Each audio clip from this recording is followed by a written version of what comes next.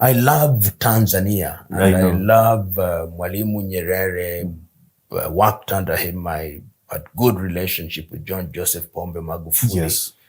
And it pains me to no end that that country, the only African country which, in my view, had succeeded fighting and almost killing ethnicity, where men and women were beginning to be judged on merit, that has found itself in this space. It is, in my view, as a result of what I call political paranoia. Okay. The current leadership simply got into the space which was dangerous. It became too hypersensitive to criticism. But once you are in a position of leadership, you must be criticized. No matter what you do, you'll be criticized. And I've said this rather hyperbolically. Even in heaven, God himself had to confront with the Lucifer who was criticizing him and even raising an army against him, if what is in the Bible is to be believed, and it is believed. If what is in the Torah is to be believed, and it is to be believed. So, detaining people, jailing opponents is the wrong way.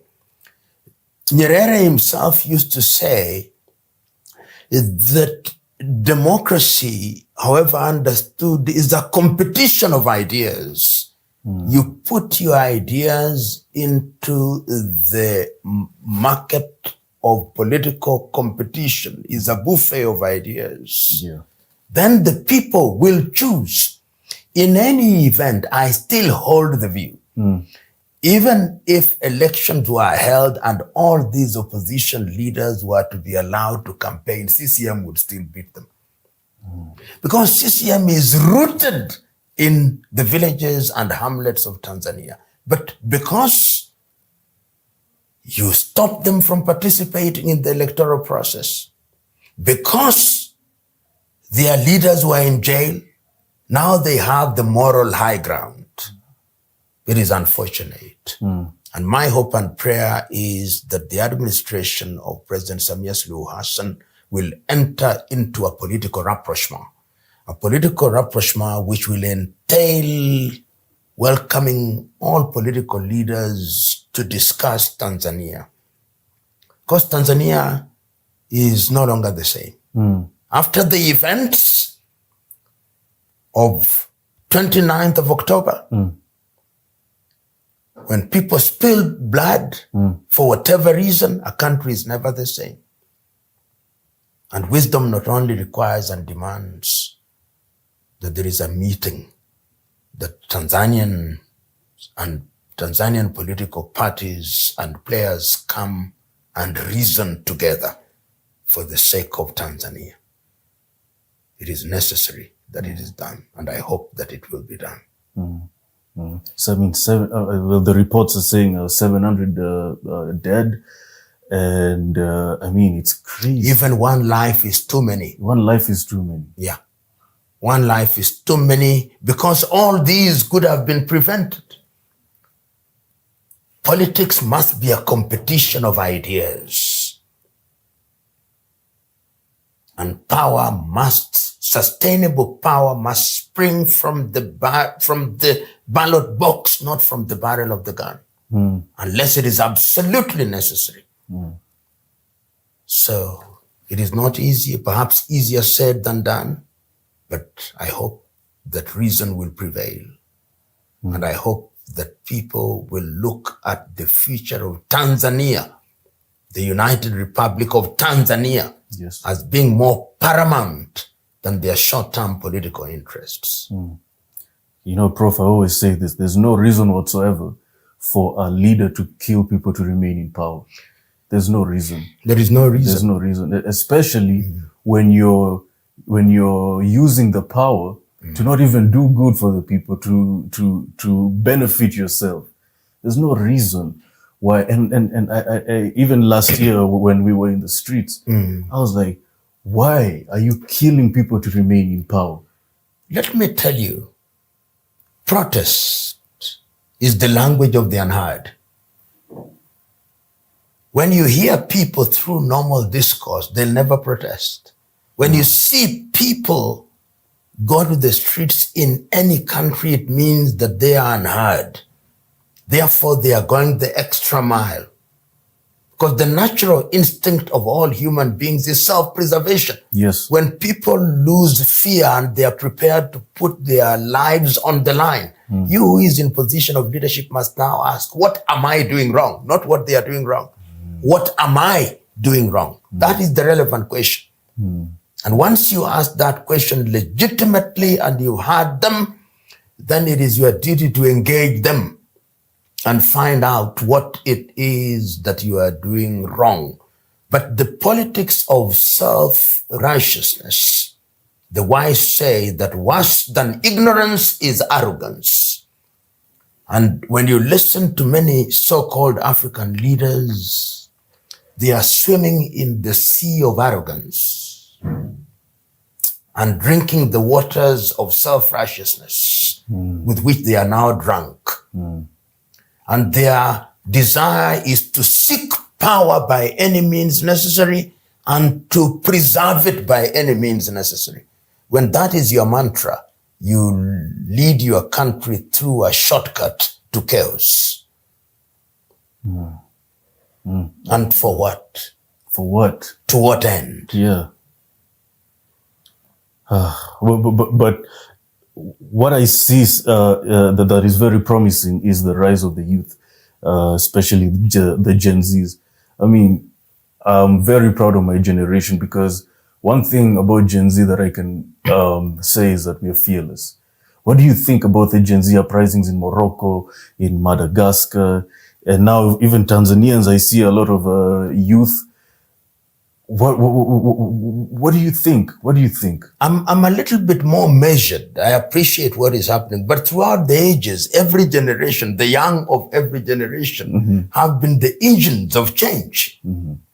Look at Africa. It is the young people in Africa who are in the forefront of the struggle for independence in all countries. Whether you are talking Kenya, they may not have been called Gen Zs. Yeah. They may have been, Gen Zs came only the other day when Jean-Marie Twang wrote her thesis in the United States of America. But there was always a young generation, whether it was in South Africa, Solomon Mahlangu, Bantu Stephen Biko, they were young. Whether it was in Mozambique, it was Samora and Eduardo Mandlane. Whether it was in Swapo, in Namibia, it was Andimba Toivo, Sam Luyoma, or in Angola with people like Agustino Neto, in Zambia, Kaunda, Kapwepwe, in Kenya, Mboya, and all these. So the young generation have always been present at all times. So this generation is playing its rightful role. The Gen Z, as they are called, they are just playing their rightful role, the role that they ought to play, because history has also demonstrated that many people in power, particularly in Africa, become victims of arrogance. And you can see it. In Kenya, for example, you've seen the emergence of what I call the politics of money and money bags. The politics of the mobilization and animation of ethnicity as the process of conducting political affairs. You saw it, the arrogance in Madagascar, the arrogance in Cameroon, the arrogance in Morocco, the arrogance in Tunisia that gave birth to the Arab Spring. So it is true that this generation is playing its part. This is not the first time that young people have risen in the continent of Africa or the world. Even if you go to the rest of the world, the young Turks in Turkey in 1908, if you go to the French Revolution and much more recently, the student riots in 1960 in France. So young people have always been the engine of change throughout the ages. And as somebody once said, I can't remember exactly who said, but if you are not a revolutionary in your youth, it's Ernesto Che Guevara, then you don't deserve living. So it is the duty of this generation to up the ante and make demands of the political class, particularly when the political class is arrogant, when the political class thinks that they can use material things to buy and retain their positions to the detriment of the people, and then they give people little pieces of things in order to confuse them without addressing the core issues.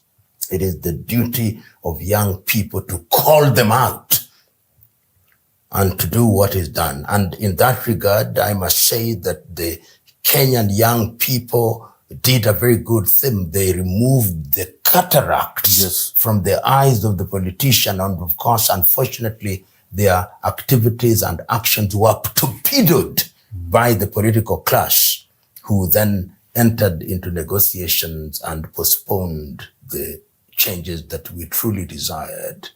But of course, the baton has been picked. Yes. The baton was picked in Bangladesh to the end. The baton was picked in Nepal to the end. The baton was picked in Madagascar to the end. It means that it can be done, and it must be done. And the politicians must be reminded at all times that they do not have the monopoly of knowledge and wisdom, and that the positions they hold are positions of trust, and they ought to behave like trustees. Unfortunately, the memory of your typical African politician is not very different from the memory of a warthog and a mosquito. So I say that with all due respect. Yeah. Prof, you know, when I was looking at what's happening in Tanzania, I thought to myself, wow, you know, we know Tanzanians for being calm, for being, for being just calm people.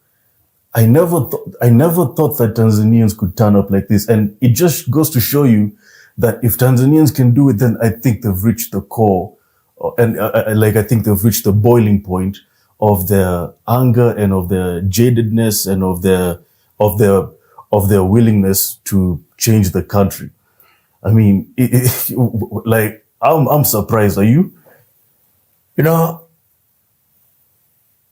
beware the fury of a silent person. And there is a saying from Ghana in the Twi language that when you run after a coward for too long, you'll soon meet his or her courage. I hope you understand what I'm saying. I am. And that is what happens. When you think that a people cannot do certain things, people get to a stage where they are completely dissatisfied. And what happened in Tanzania, particularly in urban areas, this is what opposition in many countries always has greater appeal in urban Africa. And one can understand that is where unemployment is. That is where problems of food, housing are to be found. Rural Africa is in many ways detached from the economy. So they never bear the brunt of bad governance in a direct way. They still fetch water in the rivers, they can still till their land and not connected. But people in urban Africa are directly affected by bad governance because they see electricity in big buildings and they don't have electricity in their places of stay. They don't have water. They need money to survive. And therefore, many African governments must always remember that as people and as Africa gets a lot more urbanized, people are not asking for Ferraris. No, people are asking for water. People are asking for electricity. Young men and women who are leaving school are asking for opportunities either for employment or invention or innovation. That is what they're asking for. They are not asking for many things. And when they see the politicians increasing their salaries and stealing public funds, they get offended. They see their own age mates who are elected into office and without any effort are now the ones distributing money to them and having high quality beverages of an alcoholic nature.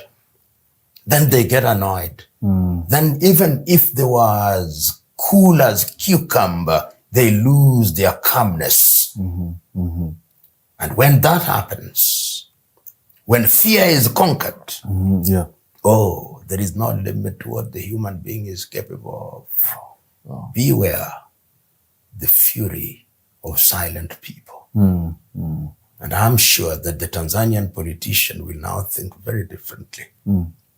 they used to think that this was only a Kenyan thing Oh, yeah. or a Ugandan thing. No, it is a human thing.